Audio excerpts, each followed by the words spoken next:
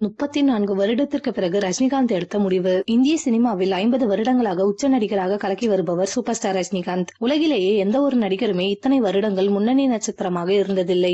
அந்த அளவிற்கு காலகட்டத்திற்கு ஏற்றவாறு தன்னை புதுப்பித்துக் கொண்டு வருவதில் வல்லவர் சூப்பர் ஸ்டார் ரஜினிகாந்த். தற்பொழுது இவருடைய நடிப்பில் கூலி திரைப்படம் மிக பிரம்மாண்டமாக உருவாகி வருகிறது. இந்த திரைப்படம் ஆகஸ்ட் மாதம் வெளியாக இருப்பதாக சில செய்திகள் வந்துள்ளன. தமிழ் சினிமாவில் முதல் 1000 கோடி வசூலை அள்ள போகும் படம் என்ற பெருமையை கூலி பெறும் என கூறப்படுகிறது. இதற்காக பல முன்னணி நடிகர்கள் மற்றும் பாலிவுட் பிரபலங்களை வைத்து லோகேஷ் கனகராஜ் இயக்கி வருகிறார். இந்த நிலையில் சூப்பர் ஸ்டார் ரஜினிகாந்த் அடுத்ததாக யாருடைய இயக்கத்தில் நடிக்க இருக்கிறார் என்ற கேள்வியும் எழுந்து வருகிறது. இயக்குனர் நெல்சன் இயக்கத்தில் ஜெயிலர் 2ஆம் பாகத்தில் அடுத்து நடிக்க இருப்பதாக கிட்டத்தட்ட உறுதியாகிவிட்டது. இதன் அதிகாரப்பூர்வ அறிவிப்பை விரைவில் வெளியிட இருக்கின்றனர். இதனைத் தொடர்ந்து சூப்பர் ஸ்டார் ரஜினிகாந்த் மணிரத்னம் இயக்கத்தில் நடிக்க உள்ளாராம். கிட்டத்தட்ட 34 வருடங்கள் கழித்து இந்த கூட்டணி அமைய இருக்கிறது. இந்த படத்தை கமல்ஹாசன் தயாரிக்க இருப்பதாக சில தகவல்கள் தெரிவிக்கின்றன. ஏற்கனவே கமல்ஹாசன் இவரை வைத்து தயாரிக்க திட்டமிட்டிருந்தார். லோகேஷ் கனகராஜ் மற்றும் ரஜினி கூட்டணியில் அந்த படம் உருவாக இருந்தது. தற்பொழுது மணிரத்னம் மற்றும் சூப்பர் ஸ்டார் ரஜினிகாந்த் கூட்டணியில் கமல்ஹாசன் அந்த படத்தை தயாரிக்க இருக்கிறார்.